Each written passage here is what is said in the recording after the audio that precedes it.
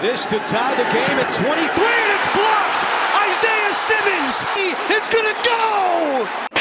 Well, what a difficult loss that was for the Seahawks, as they will fall to 3-2 after starting the season 3-0, where they then lost to the Lions, and now they have lost to the Giants, and now they have fallen to 3-2.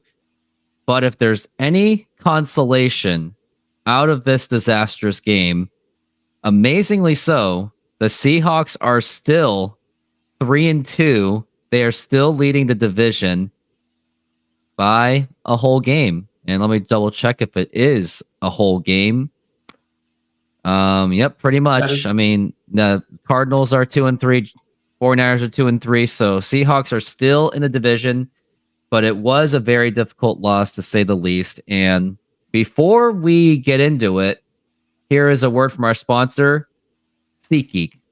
SeatGeek is a mobile ticketing app for sporting events, concerts, and other events.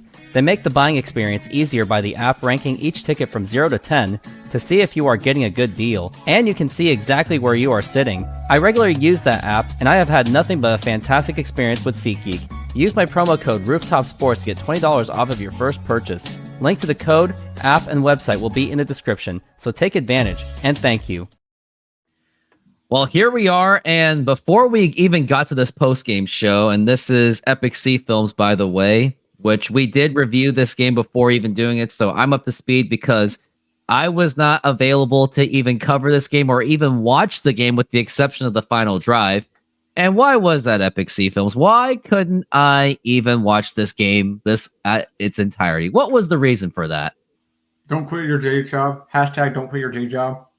Pretty much, that's what it was. So I had things to do, so I had to do that. That had priority. And also my throat isn't doing too good because it doesn't help where, if you've noticed, the weather goes from like 70 degrees and then goes down to 50 and then goes up to 70. So of course my body doesn't react to changing weather very well. But either way, I still sweat it out the best that I possibly can. But before we even get to the summary of this game, Epic Sea Films, how are you doing today? I am doing great. That's great. That's good. I think your fantasy football team might actually win, and my fantasy football team is just getting absolutely obliterated, and it's just really sad. And it's sad. I'm like so depressed about it that I can't even talk about my past. Like, I just won't do it. I'm tempted to, but I just won't do it because why don't I do that, Epic Sea Films? Why shouldn't I do that? Because it's in the past and it's been too long. Yep, it's in the past, been too long. But anyways, we're going to get right to the game. So the Seahawks, they tragically lost this game to the freaking Giants 29-0. And amazingly, both touchdowns by the Seahawks and the Giants were done by either a blocked field goal or done by like defensive stops. So we'll get into it. So the first thing I saw in the highlight, and I kind of figured that maybe it was going to be a red flag throughout this entire game, but the Seahawks blew a 3rd and 17 to make it into a first down. And eventually the Giants did race all the way to the end zone, and they tried to go for it on 4th down, but fortunately there was a fumble, which led to a fumble 6. That means the Seahawks took that lead, which was a nice fumble. I mean, what did you remember from that fumble return by the Seahawks? That it was that the guy realized that if the whistle never blows, continue the play. Yep, continue to play. So yeah, that's what they did. It paid off. But then the Giants, not so quickly after, not so fast, they tied the game really quickly. And safe to say that this defense just got absolutely just carved up into pieces. Like, what did you see from that defense throughout the entire game? Like, because I noticed that there was a huge lack of tackling, and Daniel Jones only got sacked 3 times versus Geno Smith 7 times because he got sacked a lot, and because this offensive line's just not doing it. But what did you see out of that Seahawks defense? So here's the thing: is our defense is missing tackles. So if you want to take the 2 biggest differences in the game, was our defense played worse. A lot worse than the Giants' defense. The Giants' defense played better. The offenses played about the same. If you look at quarterback ratings and you look at stuff like that, they were about the same quarterback rating. One didn't play any better than the other. So at the end of the day, what's the difference? Really, defense versus defense. And yeah, to verify that, Daniel Jones actually had a 109 quarterback rating today, QBR 72.3.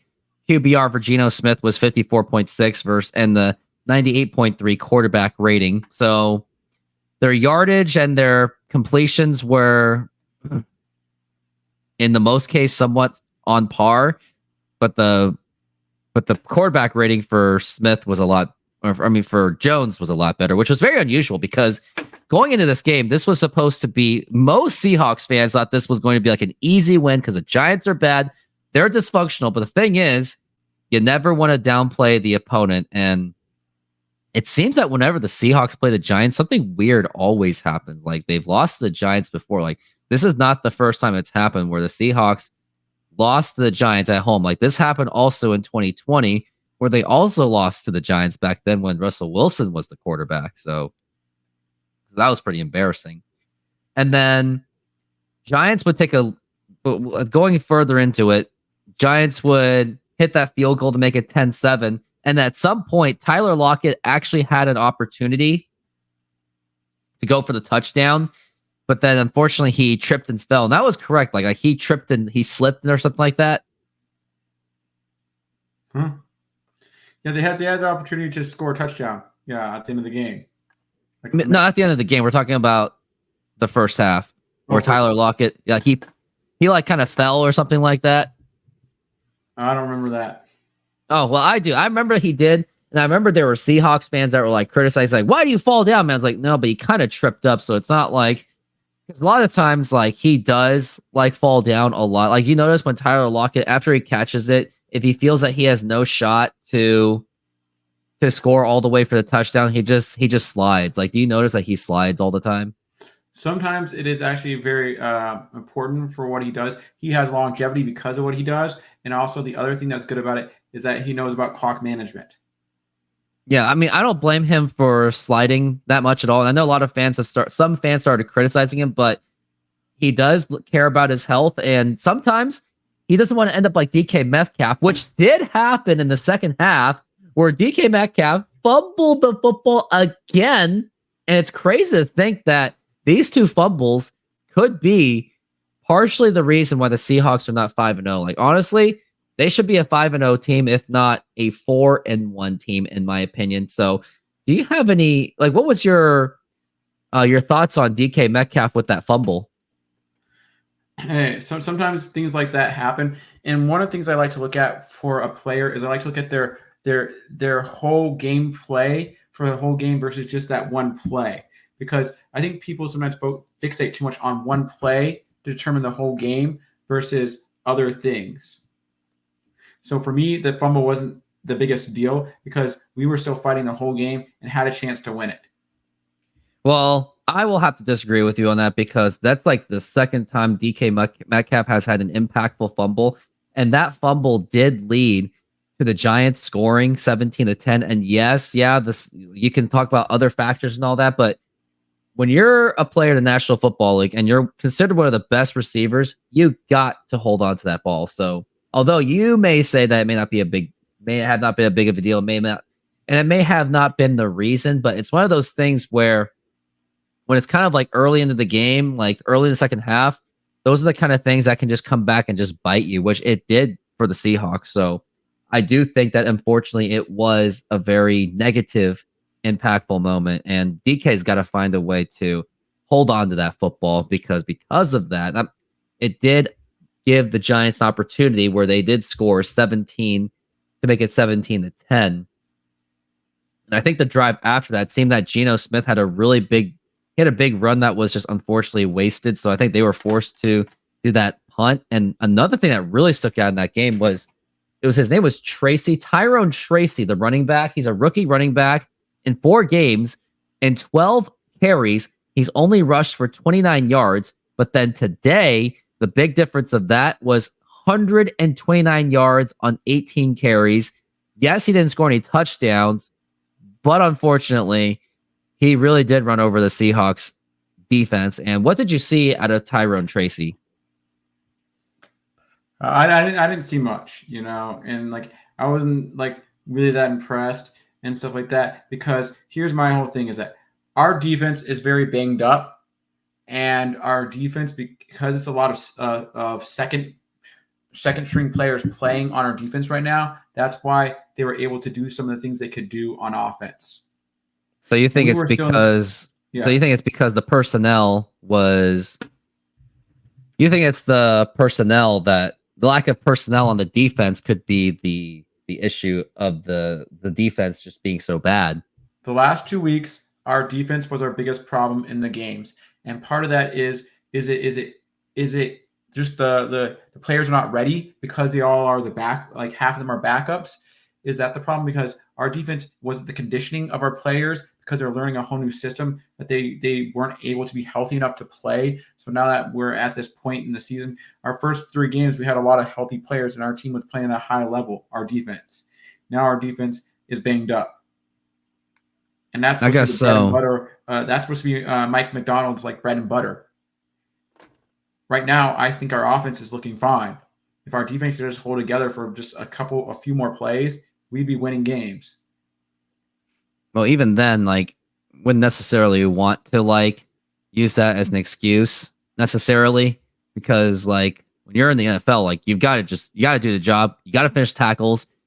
Like when you're not tackling players when you really should be doing so, like it's just something that I just personally just cannot excuse it. Like I just can't, because even though you don't have your starters that you need, I still think that you still got to find ways to win that game. And right now I'm just checking on to see what that issue may have been with the Seahawks and see how much injuries that they really had, because I can't really find it anywhere on anything, which I'm trying to find it right now. And the NFL.com is not exactly the best website to use right now because it's like all clunky and everything. But I am trying to find that injury report because that would kind of help just a little bit on what I really should be saying. And okay, it was Boye Mafe has a knee injury. I found it on the Seahawks website, and it was questionable. Jordan Love has a thigh injury, questionable. We have Cameron Young, who's out right now. We have Brian Murphy, who's out right now. Brian Murphy couldn't play, and that's our top draft pick. He's a defensive guy. So right there, you're talking about you have Kayvon Wallace, shoulder. He was unspecified. But you see all these players that like these were things there were problems. There was 1, 2, 3, 4, like 5 players right there, and they were all pretty much defensive players. So you think the injuries are playing that role? Some people are saying that's our biggest problem is injuries right now. I just think that even with the injuries, like the bottom line is they got to finish tackles. They got to complete tackles. Like they didn't do that against David Montgomery last week, which was also very costly. And they certainly didn't do it against a rookie running back in Tyrone Tracy, who really they should have stopped him. But anyways, his good running has led to the Giants leading it to 20-13. And eventually the Giants scored a field goal to make it 23-13. But the good news is Geno Smith made a pretty solid drive to make it 23-20 on a touchdown pass to Jackson Smith and Jigba with the closing parts of the game. And fortunately, the defense actually did step up. They did step up to force the punt. And it started with a Geno Smith beautiful run. Like that's the thing I like about what he does is when he knows when to run, and when he runs, he makes the most out of it. And I think that's what I thought my impression of Geno Smith when he was drafted, that I thought he could be at least a mobile quarterback if he couldn't complete his passes. And he did run pretty decent, which led to a pretty good opportunity to do the game-winning drive. But however, what really drove me nuts was it was a 2nd and 4. It was 1:08. Granted that Seahawks had burned a timeout previously, somewhere around that drive or the drive before, where they were forced to call timeout. But the one thing I really just did not understand, which I really did not get, was Geno Smith already was trying to throw a home run, basically a home run touchdown to Tyler Lockett at the end zone. Now, granted, there was some questions on whether there should have been a pass interference, but Tyler Lockett didn't get that. But even if they score, the problem I had with going for that was a few things. One, there was still too much time left. There was 1:08, and I would think that maybe you can just chip away, run some plays, like run some running plays, do some short passes, and then get to that goal line and then punch it in with Zach Charbonnet or Kenneth Walker. But granted, their running game was just awful. Like it's almost like, let's like look at the stats on the running game. Like Geno Smith was actually the best runner on the team on 4 carries with 72. Kenneth Walker 5 on 19, 2 on 11. So I think they should have gone with that route and just punched it in eventually. But I didn't like the whole thing about just throwing that Hail Mary, not the Hail Mary, but throwing like trying to game-winning touchdown with 1:08, because the thing is the Seahawks defense is already banged up. And let's say you have still a minute to go. Daniel Jones with 3 timeouts could have drove that ball to the end zone again for a touchdown. He would have at least had the opportunity to do a game-winning drive. So I didn't like the idea of putting the defense back on the field too early. I like playing with the clock where you go to the very last moments, where at least worst case scenario you can have a chip shot with Jason Myers, because that would have at least made it an easier field goal. But that's what it was. So Epic Sea Films, I know you had some oppositions when we called earlier about it, but that was the issue I had, was of going for that touchdown too early. Like, I did not like that idea. See, my whole thing is I don't care about clock management as much as you do. My whole thing is that you try to score the best way you know how. And with Ryan Grubb as our offensive coordinator, he's a guy that's like really big on passing, and he's really big on like, going for the gusto. And so it's like, and like even I saw it with like Mike McDonald with some of the calls he did today, where he went on a 4th and 1 today. It's that they want to take more risky calls than sometimes what Pete Carroll would do. Pete Carroll wasn't the most riskiest coach all the time. And I like that they're being more aggressive in their play calling this year than they were back in the day. I see what you mean, but I think it was just at that moment, I didn't think that it was appropriate, because knowing what we've already seen from the Giants, yes, the Seahawks forced the punt on the previous drive, but then the bottom line is you're still giving at least a minute for Daniel Jones to drive that ball down the field, especially with an exhausted and banged up defense. So I would have just tried to do like a few plays and then try to punch it in for a touchdown if possible. Now, if it didn't work out, I still would have said that it was the correct decisions to make to like grind it through rather than just rushing it towards the end, because eventually then the part that was really popular about the criticism was Jackson Smith and Jigba dropping the ball on a 3rd down, and he had an open play. It's just that he couldn't catch the ball. And then that's where Jason Myers, his field goal attempt got blocked. He basically got Cam Chancellor, because remember Cam Chancellor would jump over guys to try to block field goals? Mm-hmm. That's exactly what happened. So unfortunately, the Hawks would go down to lose. And I do think that the problem I have with Smith, and I know I am like the biggest Smith hater in this entire Seattle community probably, but my issue with him is when he's not usually great. He hasn't been doing well with like game-winning drive opportunities. And I think this was his best opportunity of this season. This was obviously his best opportunity of the season to do a game-winning drive, but unfortunately, he failed. I mean, yes, he led against the Patriots, but this was a game where you had to close it. And even like the Lions game, where he couldn't at least get it close because he threw that game-ending interception because he threw a dangerous pass. Now, granted, time was waning down, but still, when he is given opportunities to win the game, he has the opportunity, but he doesn't seem to execute it very well. And I think that decision to throw that home run touchdown to Tyler Lockett was not. I didn't think it was necessary, and I think that his decision making is what makes me feel that it's questionable.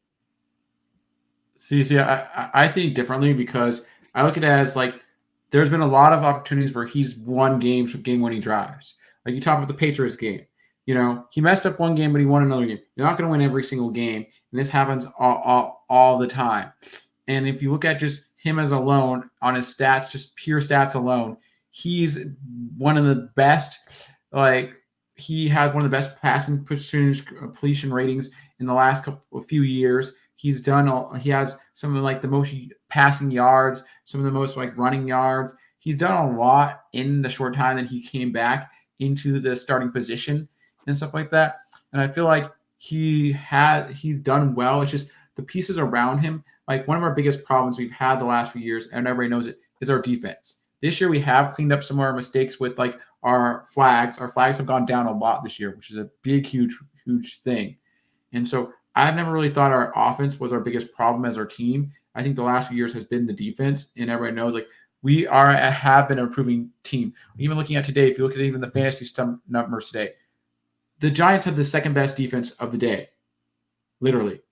We had the 14th best defense of the day, or we were tied for 14th best. So it's like it wasn't like we played horrible as a defense. We weren't great, but we were still better than we were before. And that kept us closer in contention in this game than, the Giants, their defense just outplayed us. And yes, you can say, oh, this guy dropped a pass. Was that his fault for dropping the pass, or was that like the defense for putting the pressure on him? You could argue either way. So I feel like there's many ways to look at a story. Like you have your way of looking at it, not my way of looking at it, and other people have their ways of looking at the story. And if we would have won the game, all this stuff would have been erased. No one would have cared about all those little things that we made mistakes with. People hyper-focus on things when things go wrong. And the more that things go wrong, the more they hyper-focus on things. When things go good, things get overlooked. And that's I see what you mean. But I mean, we obviously look at things differently. You're the one that likes to like look at the positive things, but I'm the one that's like the very critical, obviously. And yeah, even if the Seahawks won this game today, I still would have been disappointed because DK Metcalf, he dropped the ball. Seahawks not finishing tackles. Geno Smith he's been taking too long. Sometimes some of those sacks that he has against him, sometimes I would like to say that it doesn't help that he holds the ball too long. And sometimes there are just times he's just got to make a quick pass or do a rush. And yes, easier said than done because I don't play quarterback, and I had played quarterback, and it's a nightmare. But I'm saying when Geno Smith is at that level and when he's expected to be some of the top quarterbacks sometimes, he should be at least making the good decisions. Maybe not throw such a big pass to Tyler Lockett. Like that's the play that sticks out to me the most. I know a lot of Seahawks fans, they're not really paying attention to that. They're giving more attention to bad defense. DK dropped it. Jackson Smith and Jigba dropped it. But I'm looking at the fact that the whole should have probably managed the clock a little bit better rather than trying to rush for a touchdown, because the last thing you ever want to do, one of the last things you ever want to do is give the offense another opportunity for a game-winning drive. Now, granted, it could go either way, right? Seahawks, maybe they waited until the very end, and then they don't score at the goal line. And then, yeah, I know there's that whole pick your poison of like, do you want to score earlier, if you want to score right at the dot where it's cutting it close? Who knows? But either way, I will stand that Geno should have came up with a better play, or the play call should have been a little bit better, where maybe don't throw a touchdown immediately, especially with over a minute left. So that's the one that sticks out to me the most. So you know what? I'm already going to say it of what stuck out to you the most. And Epic C Films, what stuck out to you the most for this Seahawks game? Mine's the whole passing to Tyler Lockett at the very end. I say the defense. Our defense I see is improved this year. It has been improving. And so I can see where it is, but I also see where like we are not finishing our tackles. So not finishing our tackles is a big thing and stuff like that, And so that's kind of one of the things I notice a lot in the team now is our defensive problems. And it's like, how does our coaching staff get back on track when we have these major injuries to our defense? Because if you're expecting certain players to be your starters and play for a certain amount of weeks, then it's like, we've done it. Like, and it's like every game, you've got a lot of games in this season. There's thousands of games in a season of football, and a lot of them come down to little things here and there. It comes down to like like some saying, oh, it comes down to who executes better. Well, a lot of games are so evenly matched that it's just like at the end of the game, it's like it can go either way. It can be a coin toss in any game, you know, and you never know who's going to step up and who's going to win it or not. And you know, like one of the players I'm really hypercritical of is Josh Allen. A lot of people think he's one of the greatest quarterbacks in the league. But if you look at his stats since he came into the league, he has had the most interceptions of any quarterback in the league. Well, why is he one of the top paid quarterbacks? He's only mediocre in the playoffs. I guess so, but I mean, so you could say the same thing about a lot of quarterbacks. You can find something negative about every quarterback that's good, and take them down. You know, every quarterback has their issues. You know, people say, "Oh, Lamar Jackson runs too much." You know, Tua's too small and gets concussions all the time. You know, so you can say something about every major good quarterback that there's some issue, and can they overcome that issue? well, that's the thing I have about Geno Smith. Like, he's not exactly finishing those games. Now, granted, last season he had 5 game-winning drives, so that's probably more than I thought. But I just think this one was the one that should have been done today, especially against the Giants of all. But I mean, we could go on and on and on about it. So the thing that stuck out to me was Tyler Lockett, and then again, like, and what stuck out to you was the defense. Like I said before, the defense, like that they're improving. Yeah, but they are improving, but the defense is not finishing tackles. And so because they're not finishing tackles and stuff like that, the other team was getting extra yards they shouldn't have got. You know, they're getting extra like first downs they shouldn't have gotten because we were saying, hey, the first guy did a weak tackle. Daniel Jones was running through some of our players. Like, I'm like, this guy's a runner. You don't think of him as a running quarterback. Daniel Jones actually does have legs, so that's the thing. Yeah. But you don't think of him first as a running quarterback. He's not one of the top 5 running quarterbacks in the league. You don't think of him as that first. You know? I guess. And so that's the thing I see there where it's like it was surprised like how well he was running, and he was actually like stepping up and actually taking tackles. Like, you know, he wanted to prove himself and stuff like that. So you see there's a lot of players and stuff like that. But you know what's going to be an interesting test is has San Francisco really improved that much, or has the Seahawks improved enough to actually win on Thursday? That's going to be the interesting question. Well, that's going to be the question, too, as we were going to go into that, where Seahawks will have a challenge at home playing against the 49ers. But, I mean, yeah, it's the 49ers. They're banged up. I mean, McCaffrey hasn't even played yet. But the thing is, you can't guarantee. I mean, just because they're banged up doesn't mean it will translate to a victory. Like, the Seahawks had a hard time just to play the 49ers, and they're going to have to find a way to get to Brock Purdy because he has, I got to say it, he has an amazing offensive line. Like, he has an incredible offensive line to work with. So the Seahawks are going to have to find a way. Like, they're going to have to find a way to get healthy so they can get to Brock Purdy and the running back. So I think that's going to be the biggest key of the game. I know I usually say Geno Smith, but it is definitely the defense to get to Brock Purdy, because even if the Seahawks score every single time, 49ers could do just as much because they have that line to keep it together, to keep their offense moving. So here's an interesting argument, or here's an interesting thing to think about is like you're talking about like all the sacks Geno takes and stuff like that. Is it Geno's fault for taking too long passing it, or is it the offensive line for us having a weaker offensive line than some other teams? Because our offensive line, people say, isn't our strong suit of our team. I'm going to say it's both, because there are times Smith may have an opportunity to make the short passes, maybe dump it off to the running back. I know that's easier to said than done, but either way, it's a little bit of both in my opinion. Yeah, because a lot of people would argue that it's the offensive line that we have a bigger problem with, and our best offensive line player is Cross, the left tackle. They're saying he's like the best player on that line, and some other which really says a lot. And that's kind of like a lot of our stuff is weaker there, and so that's something we might need to like improve. You know, like in the next couple of years, is get better pieces for our offensive line and build that. Which we've been asking for over a decade. Yeah, and our team just doesn't care. And it's like, and I think Gino has done a lot with not having the greatest offensive line for the years. Look at Russell Wilson. We haven't had the greatest offensive lines, but we find players that know how to maneuver around offensive lines well. So I feel like we've had, because of the ability to find good mobile quarterbacks, they performed a lot better. Because if we had a quarterback that just stood there and was just a pocket passer, they would be horrible with our offensive line. Yeah, that's why I mean, imagine if I know a long time ago we talked about this maybe before.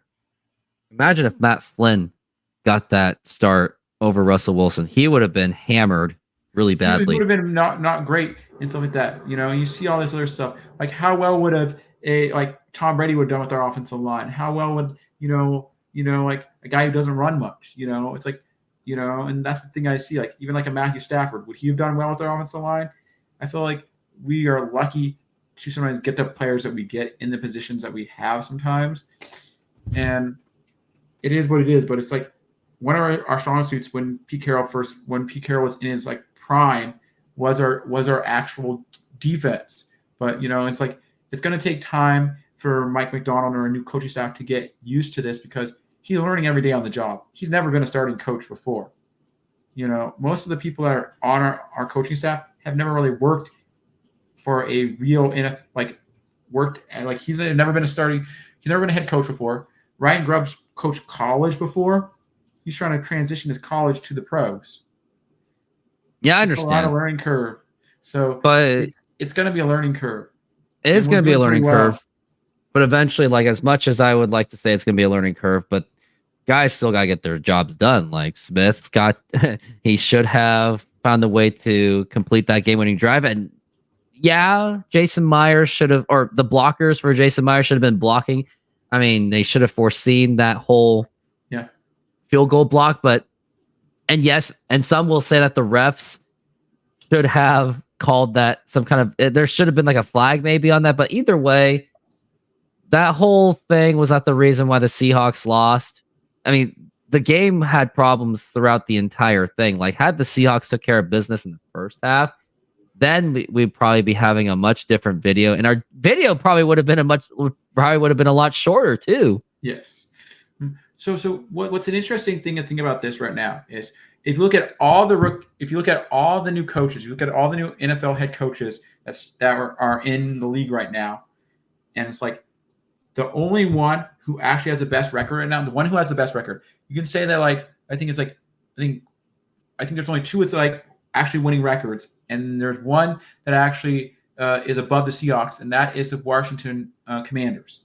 And the Washington Dan Quinn had previous coaching experience prior when he was only mediocre for Atlanta. So he had head coaching experience before. So he's learning. He's trying to learn from his mistakes of the past and improve on that. He's 4-1. So you try to compare to where other teams are. We could be like with Mayo and be like 1-4. You know what I mean? There's a lot of other coaches. What I think Atlanta's head coach is 3-2. They're the same record as us or something like that. So I think they're all like, you see where we're at. We're not doing any worse than any of the other new head coaches. You're really just looking at staff wise.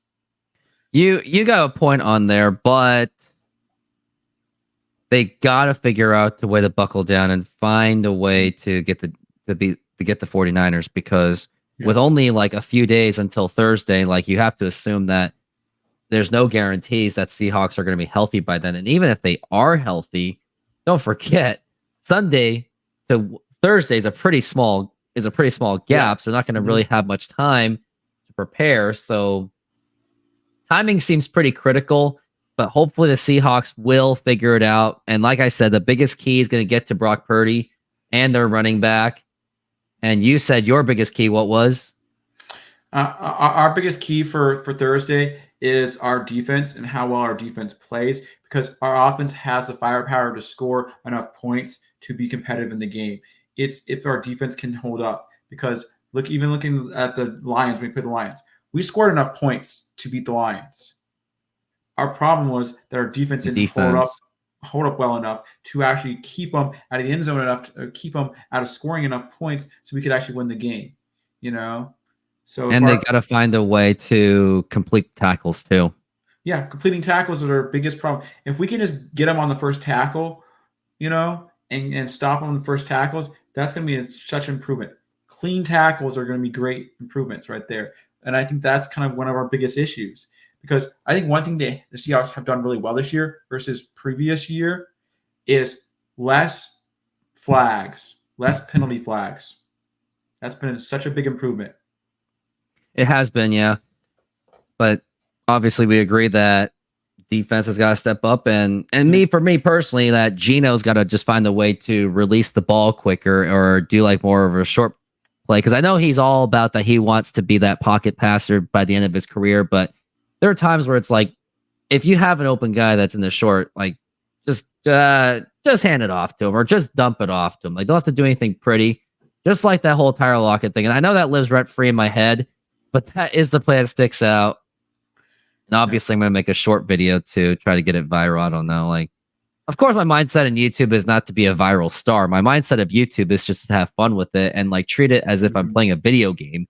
I mean, I think that would be the correct mindset when doing content creating, is treat it as if you're playing a video game. Yeah. But I think right now, after 5 games, are you happy? Because let's say we're about a third of the way through the season, roughly, almost. Think about it. There's 17 games. We played 5 games already. Is this where you expected them to be? Is this better or worse than where you expected them to be at this moment in time? Met expectations. This is exactly what I was expecting, but they should be realistically 4-1. They should. And I still stand at the fact that those first 3 games was, don't forget, Denver, rookie quarterback. Patriots are the Patriots. I mean, let me see how the Patriots are doing. It doesn't look. They're 1-4. They lost today to Miami, who we beat. Patriots are just the Patriots, and also the Miami Dolphins. When we play them, they're just completely badly banged up. But then when we played the Lions, that's a real football team. Yeah. And then the Giants, that one was just inexcusable. Like, I just cannot make any excuses for that one. Maybe I did throughout by saying, "Oh, Geno Smith's horrible" or anything like that. But I said that what I said was they just couldn't complete tackles, and they're gonna have to figure it out for the 49ers game, and hopefully they will figure it out. Because for me, they're basically right where I expected them to be. I thought they were going to lose to Miami because Miami's going to have a healthy quarterback, and then lose to maybe the Lions. And I thought that, hey, there'd be like 3-2. So basically right there, they're right on track to where I thought they would be at this moment in time. So it's like they're doing fine, because like they just lost a different game than I thought they would lose.